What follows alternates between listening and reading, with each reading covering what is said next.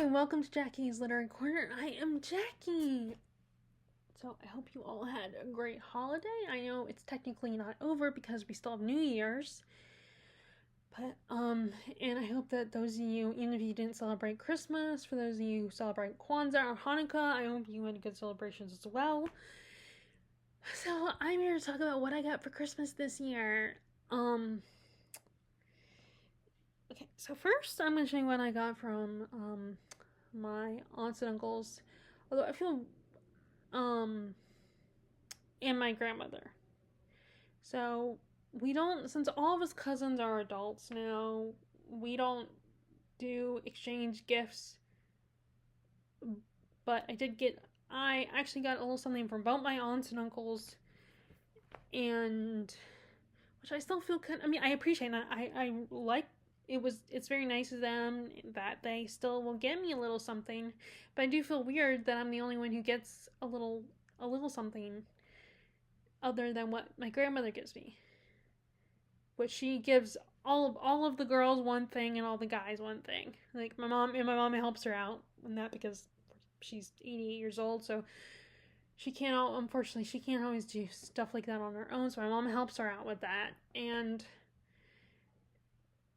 But yeah, so I appreciate it and everything. It feels a little weird. I'm not gonna complain. I'm not gonna complain or anything about it. But yeah, it feels. But so what all of us girls got from my grandmother is, well, we got it. We each got a card with a little bit of money, and she got us. Now these aren't the actual ones that she got each of us, but we each got these slippers. But what ended up happening is that my mom realized you have to order a size up because she's the one who did the ordering for my grandmother. You have to order. You have to, with the size and everything, you have to get them.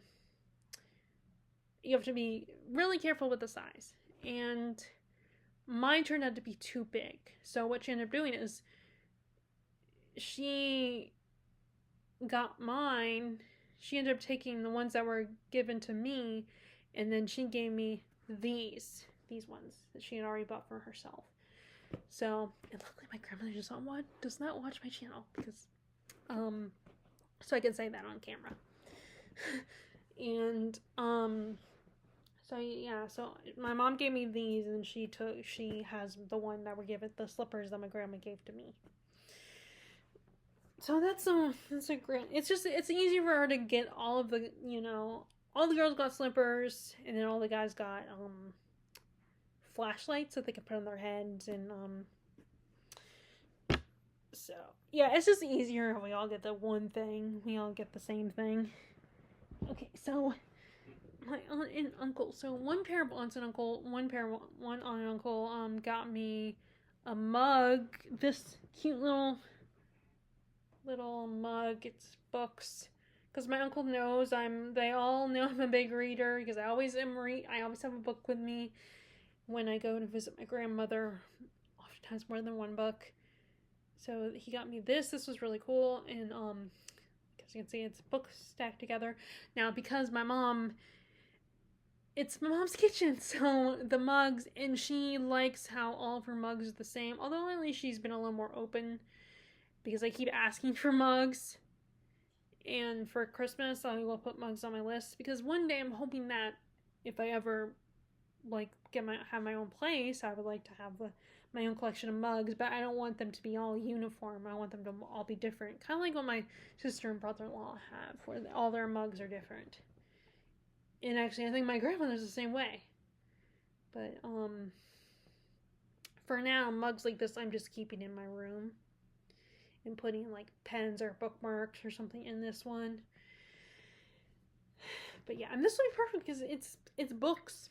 It's made out of books, so it'll be good for her to put books in here. And then they also got me the Burt's Bees lip gloss. So they're each different fruit flavors. This is pomegranate. This is peach. And this is watermelon, and I don't eat watermelon that often during when it's watermelon season, but I do like the taste of water, the flavor and the smell of watermelon. So there's that one. And then the one I chose to keep in my bag, as you can see, it's opened. I started using it. Was this dragon fruit lemon flavor. Now, of course, I do have to be careful with this kind of stuff because I'm very sensitive skin, and when I used to use the Bath and Body Works products, the last time I used them, I broke out. So, which makes me kind of sad because I love the Bath and Body Works products. And I loved going in there and smelling all the different, like the lotions and the perfumes and all that, and the bath stuff. But hey, I can always live vicariously through Terry, who can use the Bath and Body Works products. And then we have, okay, so I also got my aunt also got a mug for me to go with. That was, I think, according to my mom, that was probably picked up by my uncle. And then my aunt got me one that is more of a soup mug. It's this blue color. It's a dark blue color. And I actually used it today. So I can't show it to you. Because it's downstairs. But I did use it today because when we got home from my sister's, I decided to have some soup. And let's see, she also got me, that I don't have with me, they also got me some chocolate spoons for hot chocolate. And which is perfect because I can use them with my Harry Potter hot chocolates. But so I don't have that to show you guys, but that is really cool. That whole getting the hot chocolate spoons. And then my other aunt and uncle. So this is the aunt that is into history. That's a big fan of history. I think, especially especially American history. But I guess she knows I like European history, or I said something to her, or casually, or like maybe she saw my mom's Amazon. My mom showed her or told her, and she just remember telling her. But she got me this book on Mary Tudor. So this was she was the queen. She was, I still don't remember I couldn't remember them when I first attempted to film this video, and I still don't remember her name, but the one woman that was the 9-day queen, and they just a group of female authors actually did a what if series books. Maybe it was Jane Seymour. I think it was Jane Seymour. And they actually adapted into a TV show, which I think got canceled though. I don't think it lasted, but and exploring the idea of what if she didn't lose her, she didn't have her head chopped off and was more than the queen for 9 days. And there's a fantasy element. It's a comedy. It was very popular. But anyway, so she came after her. When she died, she was the heir to the throne. She became the queen. She is actually, and she's the daughter of King Henry VIII and Catherine of Aragon. And then of course her half sister Elizabeth, when she was gone. So I don't know what happened. I don't remember what happened to her. Like if she lost her head or something, or she was just, she must have died. Actually, yeah, I think she got sick or something and died. And of course, her brother Edward had already died at that point. That's why Jane was able to, her family was able to get her in there so she could be queen, and then Mary got it because they didn't have the original heir. So I'm excited to read about Mary Tudor and to learn more about her. Now I don't know if this was meant as a gift, but so they also gave me a little bit of money, and the money was in this frame. So I don't know if this was meant to be part of the gift or they just wanted something to put the money in. But yeah, it's a little frame that I could probably use, for like pictures of the kids or something. My nephews and niece, but anyway. So I don't know if that was part of the gift. Okay, now let's talk about. I'm gonna go ahead and talk about Terry's gifts. First, let's talk about the non-book gift. So she got me The Shining. This is not the Stanley Kubrick film. This is the film that I think Stephen King produced this, because he famously did not like Stanley Kubrick's adaptation of his book and wanted to do his own version. Now, I do think the Stanley Kubrick film is still the more popular one, the more beloved one. And now I did notice this one, like, I've seen clips, and the special effects do look a little dated, but, like, they look a little silly, but I think this is still going to be good, and it does try to, and of course, because Stephen King produced it, he made sure it would stay true to his own book. And I don't know anyone, the only actor I know in the movies is, Rebecca De Mornay. She's in this movie. She plays Jack's wife. And, I cannot remember her name, the character's name, but she was and I know some reviewers, their opinion of it is that Stephen King himself would not have cast Shelley Duvall, said he would not have cast Shelley Duvall. Like, he felt like she did not fit the role of the wife.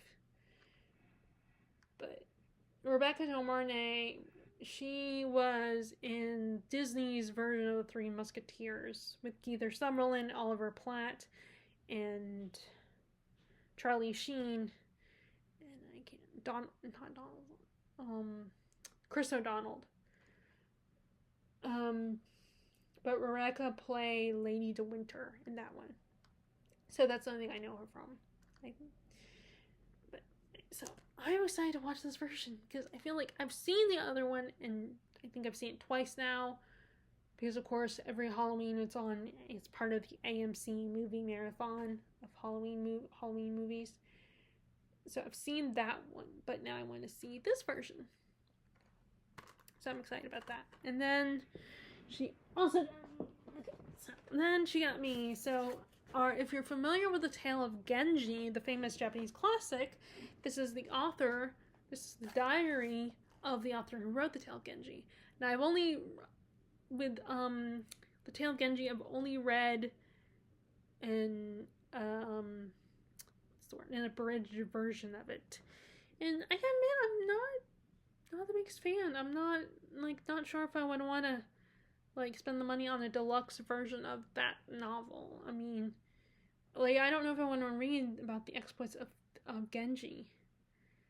So if I gave it another chance, I would probably get it via Kindle, or look for an used copy of it, on Thrift Books, or if by some magic it shows up at the Outpost Bookshop, which that's highly I don't think. I mean, it could still happen, but it's kind of unlikely for it to show up there. But watch, it will show up there next time I go. But anyway, I mean, I did donate my abridged version, but I'm talking about the whole novel. So, but this is the author's diary. So I'm kind of, even though I didn't love her book, but to be fair, I did read an abridged version. So I don't know. Like I said, I'm up for trying to give it another shot, but I would want to get a cheap version, not spend money on a deluxe edition of it. But yeah, I'm excited to read another famous Japanese diary, because the Pillow Book, in a way, it is a diary. It's just the structure is a little different from traditional diaries. It's not like, Dear Diary, I spent the day with the Empress, and blah blah blah. It wasn't like that. But I still consider it like reading a diary. So yes, this will be fun to read. Although I'm surprised, it's so, it's not that chunky of a book. And then the other book, actually one more book, but the other book is more of a coffee table book. Someone finally got me the sequel to Touch Me Not. I think the translated title is The Reign of Greed. It's so interesting when you see like these Asian words and titles and you translate them, and they end up being a lot longer than what the word looks like in its original language. Like the Reign of Greed for us is like several words, and this one is just 2 words. But I think that's what it translates to. But this is the continuation of Touch Me Not. It's 13 years later, and it says it's a gripping tale of obsession and revenge. Okay, so I'm just gonna read the back. Gone are Noli's themes of innocent love. Its hero, Ibarra, a man of great integrity and vision, replaced by this mysterious jeweler, Simeon, in a venal and reprehensible cast of characters. The result of Rizal's growth as a writer, influenced by his exposure to international events, is a riveting and suspenseful account of Filipino resistance to the colonial rule that still resonates today. So I'm excited to read more. And I did find some other books recently on Filipino literature that I put as a future, either I'll buy it myself or hopefully like get it as a Christmas gift. So I got one more thing from Terry to show you guys. Okay, so this thing is this big boy. The Art of the Lord of the Rings, and I think it was Terry. I think I already got the Art of the Hobbit as well. I think I already got that one. So, and that might have been from Terry. I might have got that from Terry last year.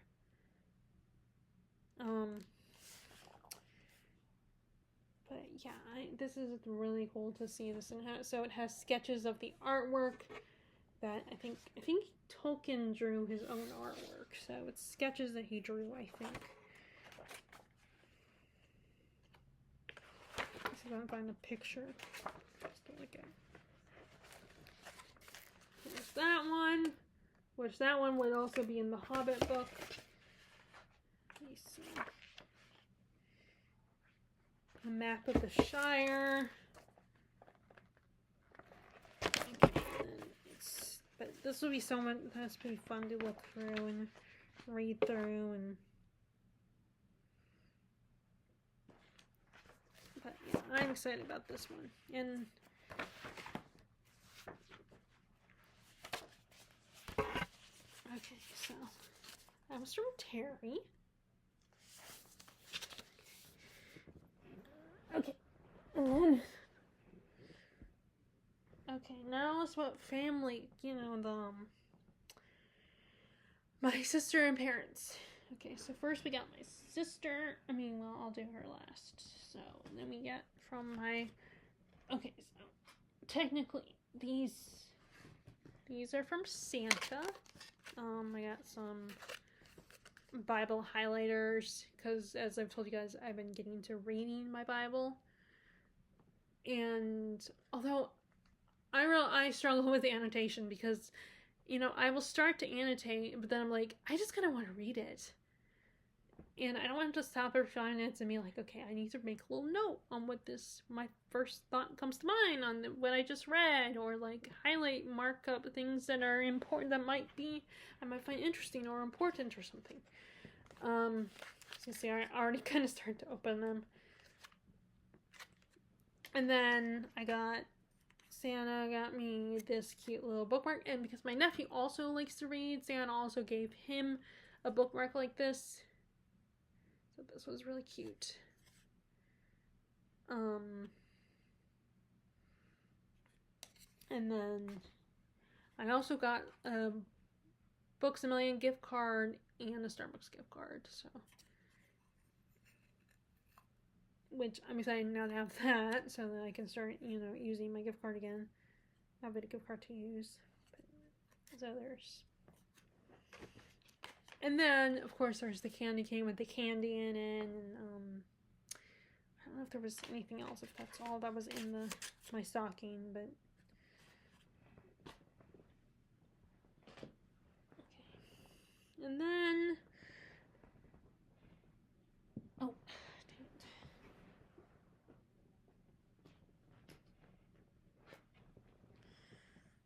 Okay, so.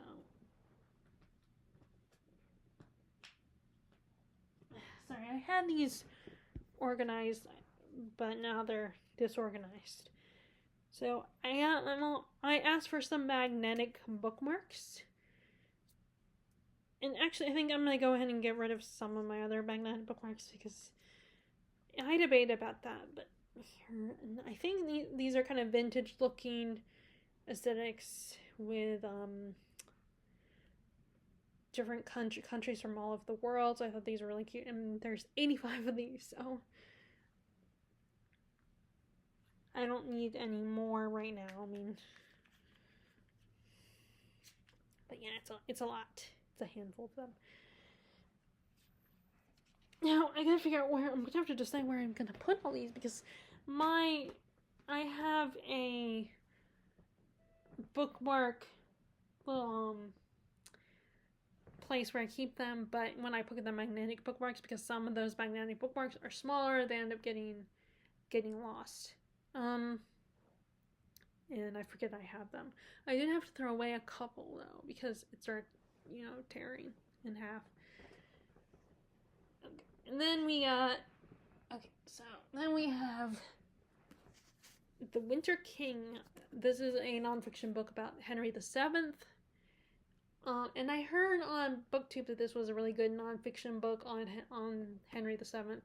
So I put on my wish list. So, and Henry VII, in case you don't know, he is the father of Henry VIII. Henry VIII and Arthur. Not Arthur of legend, but his brother's name was Arthur. Henry VIII's brother's name was Arthur. And he's older, so he was the king, but then I think he had tuberculosis and died. But this is about their father and how he became king, how he kicked Richard III's ass, and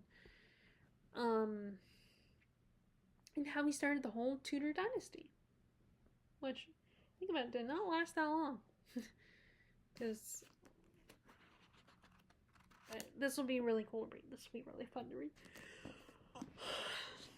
Okay, and then so when my mom saw that I got that my aunt got me the Mary book on Mary Tudor, she was worried that it was the same, it was the same book she got me because this woman is also named Mary. This is Mary, Queen of Scots by Antonia Fraser. So I had another book by Antonia Fraser, her book on Marie Antoinette. By the time I lost interest, so I decided I'm probably not going to read this. So I donated it, and now I kind of regret it because now I'm getting even more into history, and wanting to learn about the different royal dynasties. And I did get a book on the one of the Louis. I can't remember which one, if it's like Louis the 16th or 14th, but and all his loves. But this is about Mary, Queen of Scots, as the title implies. And I actually heard about this book on the Rest is History podcast. They mentioned this book because they did a whole series of episodes on Mary, Queen of Scots. And it was kind of a, looking at her and was she a good queen, and, kind of a critique on her. And they mentioned this book in another author's take on Mary, Queen of Scots. I do not remember that author's name, but Antonia Fraser apparently looks more favorably and more sympathetic towards Mary, Queen of Scots rather than the other author, who's a little more critical of her. So at some point I would like to read that one as well, if I can remember who the author was. But right now I'm starting with this one. was a very popular name back then. Enough that my mom was worried that she had got me the same book as my aunt did. But anyway, so I'm excited to read this and get another, read more about Mary Queen of Scots, along with reading the book The Winter King about Henry VII. Okay, and then my mom also got me a book sleeve, and it's funny because I had been looking at these book sleeves and thought about that, but at the time my mom was like, do you really need a book sleeve? And so I decided, okay, she's probably right, so I didn't get it. I never got one, and plus that book's money would be more expensive. So I thought about putting it on my wish list, and it might still be there, and that's why she knew I, was like, okay, let me get her one. And although it sounded like the way she talked about it, she decided on her own to get it for me. Let's see, it has a little nighttime aesthetic. And she said maybe we should get me another one because I bring a book with me to work so I can read during my 15-minute break, or if they have to drop me off early, or if I have to wait for them to pick me up. And she got me one, and she suggested we should consider getting me another one just for that purpose. But and it was probably because she knows I bring a book with me when I travel. I bring a physical book as well as my Kindle. So, in another podcast one of the book podcasts I listened to, Reading Glasses, I think, they did an episode where they talked one of the book tools or whatever that you can use. They talked about was book sleeves and a company that makes them and how you can get different sizes and now this, I don't think this could fit my hardback books, but it could fit my bigger, like, I was able to get my copy of Lord of the Rings in here. It did stick out a little bit, but it was able to close, so. Yeah, and I like that this is instead of like a snap or something. Although a zipper could work. A zipper wouldn't be bad either. Okay, and then she also got me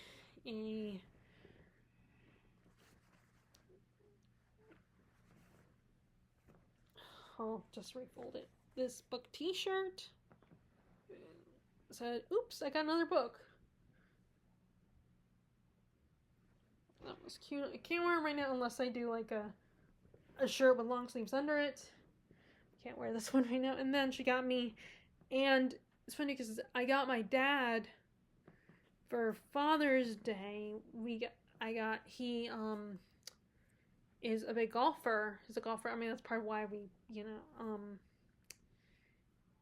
and so I got it because that was one of his favorite sports, one of his favorite activities that is similar to this. It's the same thing, like, it says a similar thing where it's read books, buy books, research books, review books, what was the other two? Talk about books and rearrange books. And the golf one says, watch golf, play golf. I can't remember what the other one said, but it was very similar to this one. So that was kind of funny that she got me one that said the same thing as that one. And then the rest is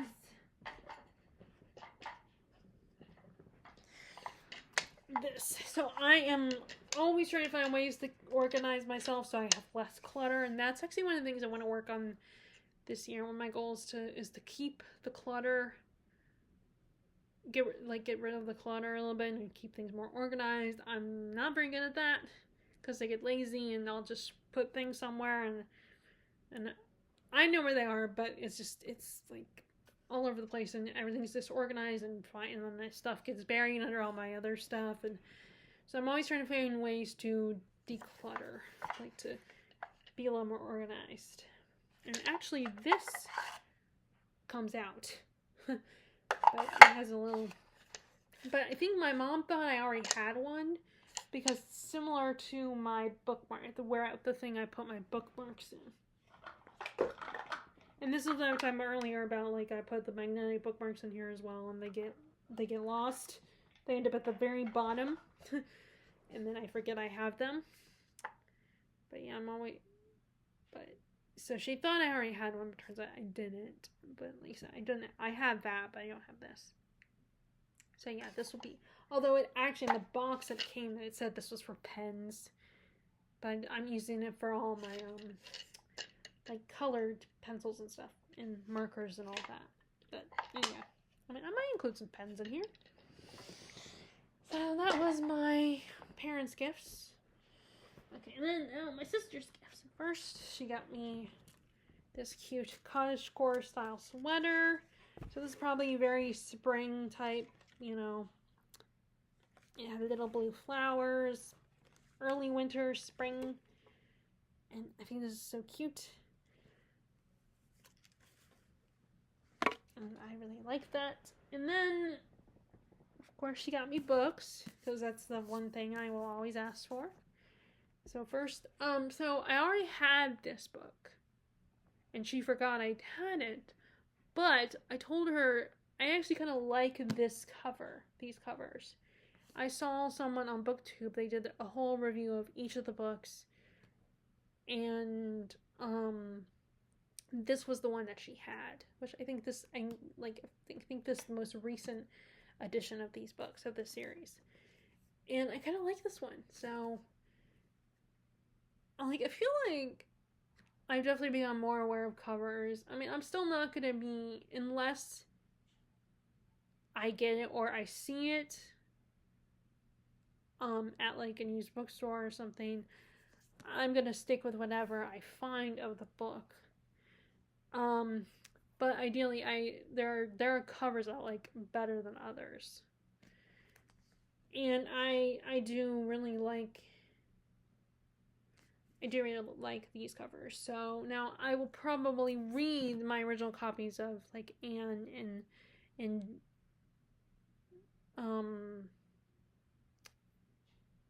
and what is her name? Is it? No, wait. Okay, now I'm confused. Because there's two. So maybe that book was about the same. I am confused. Because it seems like in tutoring, like, a lot of people have the same names. But anyway, I'm gonna. Let me just. I don't know who the 9-Day Queen was. But anyway, so I'm gonna. My copies of the my copies of all the ones that I have so far, I'm gonna read those, and then I will get these editions slowly. I will slowly collect these ones. The rest of the series, I'm gonna ask for these editions. But this is the book about Catherine of Aragon, Mary Tudor's mom, Henry's wife, his first wife, Henry VIII's first wife. They had actually, in the beginning, they had a really good marriage. I mean, they were happily married for 10 years. And he was head over heels for her. But then things changed. Sadly, things went in a completely different direction for him. But yeah, I really enjoyed this book. It was sad, and you know, I wasn't like gonna reread it right away, but I will reread it. Okay, so there's just that one, and then we have another, again, the same author, Alison Weir. This is Henry VIII, The King and His Court. I am, as you can see, I'm slowly accumulating books about the Tudors, and as well as I want to eventually start getting the Plantagenet books as well. Books about the Plantagenets. I do have a couple, I think. But I don't know if this would be considered a biography.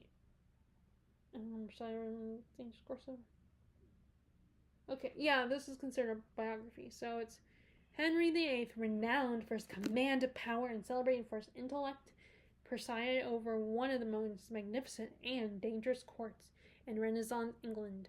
Never before has a detailed personal biography of this charismatic monarch been set against the cultural, social, and political background of his glittering court.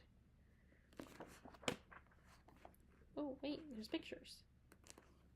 Oh, yeah, this is the portrait of, I think this is this Arthur? Oh, no, this is Henry VIII. Ooh, and they're colored too. Really appreciate that they're colored, because sometimes in these books, when they have the paperback version, it's in black and white because, you know, getting colored is expensive. So.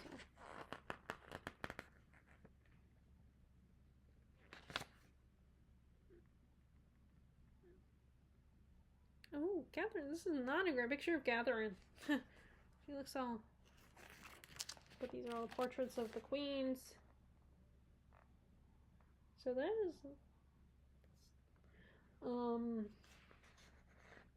But yeah, so. Oh, damn it! God damn it! Oh, damn it! So this will be really fun to read. And then we have Alison Weir's take on the War of the Roses. Now, I do have Dan Jones's book on the War of the Roses, so I'm going to read that one first, and then I'll read this one. And then there's a fiction book by an author whose name I can't say, Con McGugan.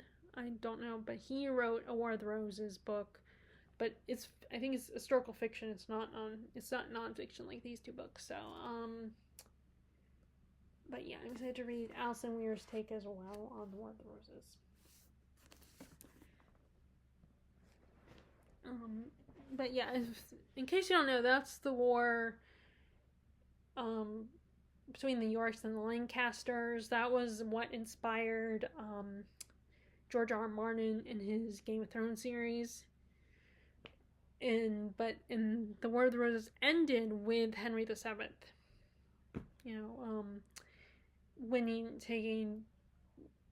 beating Richard III.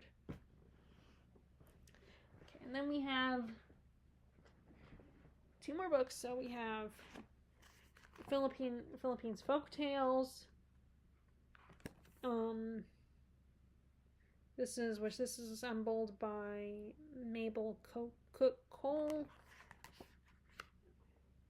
Okay, so discover the rich mythology of the Philippines in this collection of timeless folktales compiled and annotated by Mabel Cook Cole. From the creation stories to heroic legends, these captivating narratives reflect the traditions, beliefs, and wisdom of the indigenous communities. Journey into a world of spirits, magic, and ancient customs that have shaped Filipino culture for generations. So I'm excited to read this. And I've been wanting to add their mythology and their folktales is up to my, knowledge about the Philippines. But yeah, I'm excited about it.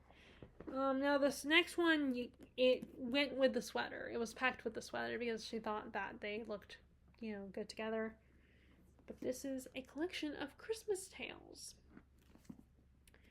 In which this is so pretty.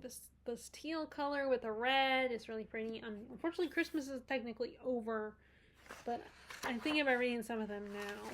Like reading one of them maybe tonight or something. Which that's another thing I want to try to do is, which the art of Lord of the Rings and the art of the Hobbit are apply to this as well. But I want to read some of my, short story collections and my, coffee table books. Because I have them and I don't look at them. I mean, I looked at them when I got them, but then I haven't looked at them since. And I want to change that and actually read through them a little bit. Like somehow include them in my day-to-day reading. Like maybe read one of these in the morning. Like, maybe next December, I will read one each December. Each day in December. So, that's what I like to do. But I also have other collections of books too. So this one includes The Nutcracker and the Mouse King, which I have wanted to read that because I have liked the ballet, and I've that's another thing that Macaulay Culkin did. You know, I'm surprised he didn't talk about that one. And then it has the famous A Visit from St. Nicholas, some Hans Christian Andersen, and some Dickens. And this one includes some of the ones that, because I have A Christmas Carol with two other, with the chime, that also includes the Chimes and the Haunted Man. But this one includes The Cricket on the Hearth, which I have a copy, like my Blu-ray of or a DVD of the Christmas collection of like the it's the movies by Rankin Bass, and The Cricket on the Hearth is included in that one. So I've seen the movie, but I've not read the story. So that's, and then The Battle of Life, which I've heard about from someone, probably Katie from Books and Things has probably talked about that one. Okay, so The Gift of Christmas That Came to Rupert. I'm not familiar with that one. I don't even know the author. Okay, some Harriet Beecher Stowe, some of her Christmas stories. And then we have a Dostoevsky Christmas story, some Louisa May Alcott, and then we have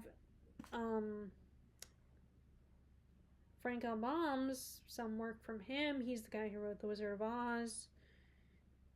And I have actually heard about him as well, The Life Adventures of Santa Claus story. I have heard someone read that, a booktuber read that one and did a review.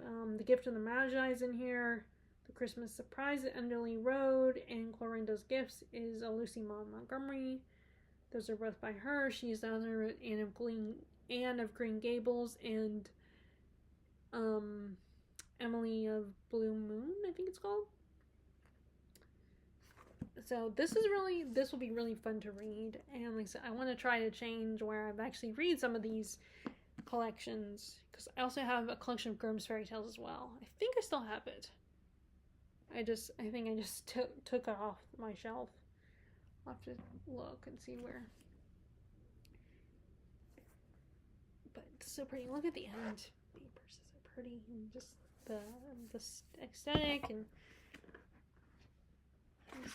Yep. There's that one, and then the whole teal and with the red and the bookmark, teal and blue and white, and it's so pretty. It's such a pretty edition.